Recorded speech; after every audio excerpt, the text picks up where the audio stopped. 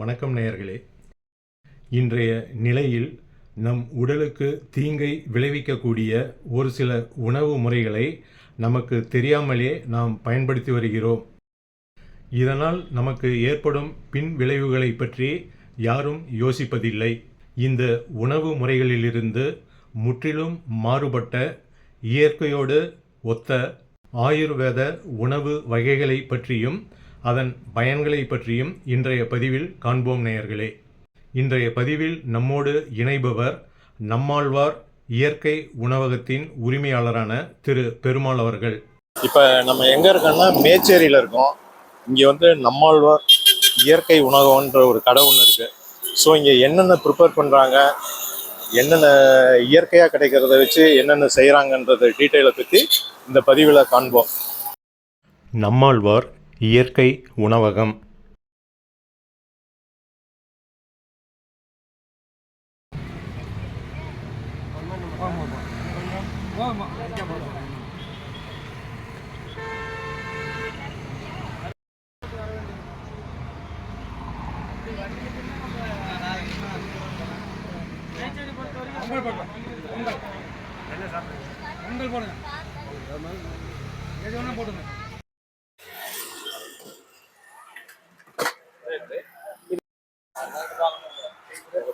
வணக்கங்க சார். என் பேர் பெருமாள், இயற்கை வாழ்வியல் ஆலோசகர். நம்ம இயற்கை விவசாயமும் இந்த இயற்கை உணவகமும் நடத்திட்டு வரோம். இந்த கடை 2 வருஷமா இயங்கிட்டு இருக்குது. 2 வருஷமா பண்ணிட்டு இருக்கோம். வெள்ளார் கிராமத்தில் நம்ம தோட்டம் இருக்கு. அங்கே இயற்கை விவசாயம் பண்ணிட்டு அங்கே கிடைக்கிற மூலிகைகள் மற்றும் கீரைகளை வச்சு இயற்கை முறையில் உணவுகள் தயாரித்து இந்த கடையை நடத்திட்டு வந்துட்டு இருக்கோம். அது நம்மளது தற்சார் வாழ்க்கையில் என்ன சொல்லி கொடுத்துருக்காங்கன்னு கேட்டிங்கன்னா, களை செடிகளை மதிப்பு கூட்டி காசாக்கும் கலை. மெயினாக நெல் விதைக்கிறோன்னா நெல்லை மட்டுமே பயன்படுத்துறதில்ல, அதில் கிடைக்கிற நெல் வயலில் சுற்றி கிடைக்கிற களை செடிகளையும் மதிப்பு கூட்டி மக்களுக்கு பயன்படுற வகையில் ஒரு நல்ல ஒரு உணவுக்கு தயாரித்து கொடுக்கணும் அப்படிங்கிற எண்ணத்தில் இந்த கடையை நடத்திட்டு வரோம். அந்த வகையில் நம்மக்கிட்ட கிடைக்கிற மூலிகைகள் கீழாநெல்லி, அருகம்புல், துத்திக்கீரை, ஆவாரம்பூ, சுண்டைக்காய், பிரண்டை, வாதநாராயண கீரை, பொன்னாங்கண்ணி கீரை, இந்த மாதிரி கீரைகளெல்லாம் வச்சு நம்ம சட்னியோ இல்லை இயற்கை உணவுகளோ மூலிகைச்சாறு இந்த மாதிரி உணவுகள்லாம் நம்ம தயாரித்து கொடுத்துட்டு வந்துட்டுருக்கோம். ஒரு 2 வருஷம் 1.5 வருஷம் நம்ம கடை சேலத்தில் இயங்கிட்டு இருந்துச்சு. இப்போ இங்கே 2 மாதமாக மேச்சேரியில் போட்டு வந்திருக்கோம். சேலத்தை காட்டிலும் மேச்சேரியில் வரவேற்பு எனக்கு நல்லா இருக்கு. பரவாயில்ல, நல்லா போயிட்டு இருக்குங்க சார். மக்கள்கிட்ட நல்ல ஒரு அவேர்னஸ் இருக்கு.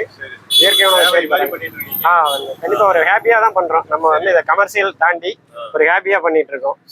திருப்தியா இருக்கு இந்த தொழில் நமக்கு. சரி, இப்போ இங்கே என்னென்ன வச்சிருக்கீங்க? இங்கே இருக்கிறதுங்க சார், நமக்கு அருகம்புல் ஜூஸு. சரி, இது அருகம்புல் ஜூஸு, அருகம்புல் சாறு. அப்புறம் பார்த்தீங்கன்னா வெண்பூசணி, வெண்பூசணி ஜூஸு, நல்ல பூசணி ஜூஸு. இது கொலஸ்ட்ராலுக்கு, வெயிட் லாஸுக்கு, அதுக்கெல்லாம் சாப்பிட்றது. அப்புறம் பீட்ரூட் ஜூஸு, கேரட் ஜூஸு, அப்புறம் தேங்காய் பால் இருக்குங்களா? தேங்காய் பால் இருக்குங்க சார். தேங்காய் பால் தான் ஓட்டமே அதிகம் நம்ம கடையில். தேங்காய் பாலுக்கு தான் அதிகம் வரவேற்பு. தேங்காய் பால். அப்புறம் கற்றாழை மோர், அதுவும் நல்ல வரவேற்பு. அது கற்றாழை மோர் காலி ஆகிடும். எப்பவுமே கற்றாழை மோர் பற்றாமையே தான் இருக்கும். இது வெஜிடபிள் மோர் இது வெயில் காலத்துக்கு ஏற்ற ஒரு நல்ல ஒரு பானம். அதாவது வெள்ளரிக்காய், சுரக்காய், வெண்பூசணி, நெல்லிக்காய், இதில் மோர், இஞ்சி, புதினா, லெமன் போட்டு நல்ல ஒரு பானமாக கொடுக்குறோம். ரொம்ப டேஸ்ட்டாக இருக்கும். வெயில் காலத்துக்கு தேவையான ஒரு நீர்ச்சத்து, நார்ச்சத்து ரெண்டுமே இதில் கிடைக்கும். அதனால் வெள்ளரிக்காய் மோர் நல்ல வரவேற்பு. அப்புறம் பார்த்தீங்கன்னா இது கீழாநெல்லி மோர். கல்லீரலுக்காக ஃபேட்டி லிவர் இந்த மாதிரி கம்ப்ளைண்ட் இருக்கிறவங்க கீழாநெல்லி மோர் கேட்டு வாங்குவாங்க. அப்புறம் பார்த்தீங்கன்னா நம்மக்கிட்ட துத்திக்கீரை மோர் கூட போடுறோம். துத்திக்கீரை மோர். துத்திக்கீரையும் ஃபைல்ஸ் கம்ப்ளைண்ட்டுக்கு சாப்பிடுவாங்க. துத்தி அகசுத்தின்னு சொல்லுவாங்க.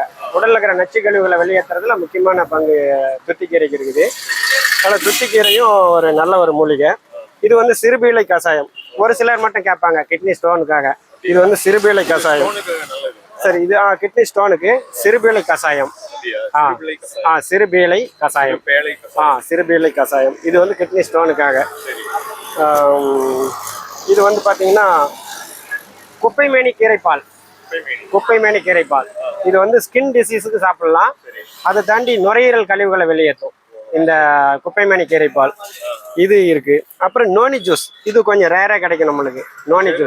நோனி ஜூஸ் நுணா பழன், சேலத்தில் நுணா பழன் பேர் நம்ம ஊரில். இது வந்து பிளட் பியூரிஃபிக்கு, வெயிட் லாஸுக்கு, சுகருக்கு, கேன்சர் சுகருக்கு இந்த நோனி வந்து ரொம்ப சிறப்பு. கேன்சர் செல்கள் அழிக்கும், நம்ம செல்கள் ரீஜென்ரேட் ஆகும். அதனால் நோனி வந்து உடல் கழிவுகளை வெளியேற்றி செல்கள் ரீஜென்ரேட் ஆகிறதுல ஒரு நல்ல ஒரு முக்கியமான ஒரு மூலிகைங்க. இந்த மாதிரி அப்புறம் பார்த்தீங்கன்னா ஒரு நிமிஷம் என்ன வேணுங்க? கொடி மூலிகை, கட்டுக்கொடி நவபாசான மூலிகையில் 9 நவபாசான மூலிகையில் முக்கியமான மூலிகை இந்த கட்டுக்கொடி தான். இந்த கட்டுக்கொடியை நம்ம ஜெல்லியாக பண்ணி தரோம்.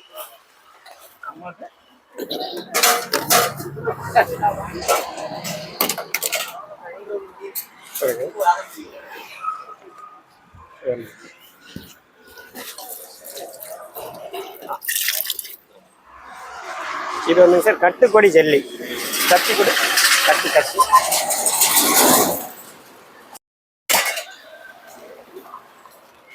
அது கல்லீரலை புதுப்பிக்கிற தன்மை இருக்கு. ப்ரெஷர், சுகர் எல்லாத்தையுமே கட்டுப்படுத்தும்.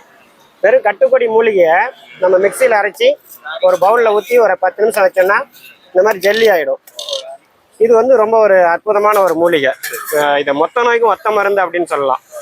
லிவர் புதுப்பிக்கிறதுலேருந்து, சுகர் ப்ரெஷர்லேருந்து, யூரினரி ட்ராக் இன்ஃபெக்ஷன், அந்த கிட்னி ஸ்டோன்லேருந்து எல்லாத்துக்கும் ஒரு அருமருந்து. இது நவபாசான மூலிகை, காயக்கல்பு மூலிகைன்னு சொல்லுவாங்க. இது போகர் சித்தர் வந்து முருகன் சிலை வடிவமைச்ச 9 மூலிகையில் முக்கியமான மூலிகை இந்த மூலிகை தான்.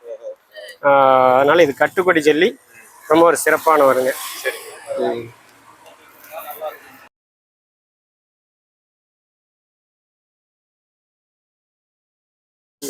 முடவாட்டுக்கால் சூப்பு, முருங்கை சூப்பு, ஆவாரம்பூ கஷாயம், சிறுபீளை கஷாயம், முடக்கத்தாங்கீரை சூப்பு, இது எல்லாமே சூப்பாக போடுறோம். அப்புறம் கருப்பு கவுனியில் கஞ்சி இருக்குங்க சார் நம்மகிட்ட வந்து. கருப்பு கவுனி கஞ்சி, இது கவுனி அரிசியில் டெய்லியுமே இந்த கஞ்சி நல்லா விரும்பி சாப்பிடுவாங்க. பருத்தி பால், அப்புறம் உளுத்தங்கஞ்சி, கருப்பு உளுந்தங்கஞ்சி, இந்த மாதிரி பார்க்கலாம் சார், பார்க்கலாம். இதுதான் முடவாட்டுக்கால் சூப்பு. இது வந்து முடவாட்டுக்கால் சூப்பு இருக்கு. அந்த கேனில் உள்ளது முருங்கை சூப்பு, முருங்கைக்கீரையோட சூப்பு. அதில் இருக்கிறது முருங்கைக்கீரை சூப்பு. இது பாருங்க, முருங்கைக்கீரை சூப்பு. சூடு ஆரம்பத்துக்காக தான் இந்த கேனில் வச்சுருக்கோம். பாரம்பரிய அரிசி சிறுதானியத்தை வந்து நான் டிஃபன் செய்கிறோம். அதில் இன்னைக்கு போட்டிருக்கிற டிஃபன் வந்து மாப்பிள்ளை சம்பா இட்லி. காலி ஆயிடுச்சு, இன்னும் ஒரு 4-5 இட்லி தான் இருக்குது. இட்லிக்கு நல்ல வரவேற்பு. பாரம்பரிய அரிசியில் போடுவோம். ராகி, கம்பு, மாப்பிள்ளை சம்பா, பூங்காறு, காட்டியானம், கருங்குருவை, இந்த மாதிரி பாரம்பரிய அரிசி சிறுதானியத்தை வச்சு தான் இட்லி செய்கிறோம். அப்புறம் சிறுதானியத்தில் பொங்கல். இது வந்து இன்னைக்கு போட்டிருக்கிறது திணை பொங்கல், திணை அரிசியில் பொங்கல். அதுவும் ஒரு நல்ல ஒரு சிறுதானிய உணவு. அப்புறம் கொழுக்கட்டை, மாப்பிள்ளை சம்பாவில் கார கொழுக்கட்டை, மாப்பிள்ளை சம்பா அரிசியில் கார கொழுக்கட்டை. அப்புறம் இது திணை கிச்சடி, காலியாச்சு எல்லாம். திணை கிச்சடி, கிச்சடி நிறைய பேருக்கு பிடிக்கும். சிறுதானியத்தில் டெய்லி ஒரு கிச்சடி ஒன்று போடுவோம். இந்த மாதிரி பாரம்பரிய அரிசியில் சிறுதானியத்தில் மட்டும்தான் டிஃபன் போடுறோம். டிஃபனுக்கு நல்ல வரவேற்பு. சார் குழம்பு இன்னைக்கு போட்டிருக்கிறது வாதநாராயணன் கீரை சட்னி. டெய்லி ஒரு மூலிகை வச்சு தான் சட்னி செய்கிறோம். ஒன்று பிரண்டை சட்னி, பொன்னாங்கண்ணி கீரை சட்னி, முடக்கத்தான் கீரை சட்னி, இந்த மாதிரி ஒரு நாளைக்கு ஒரு சட்னியாக போடுவோம். இது சாம்பார், தக்காளி சாம்பார் நமக்கு.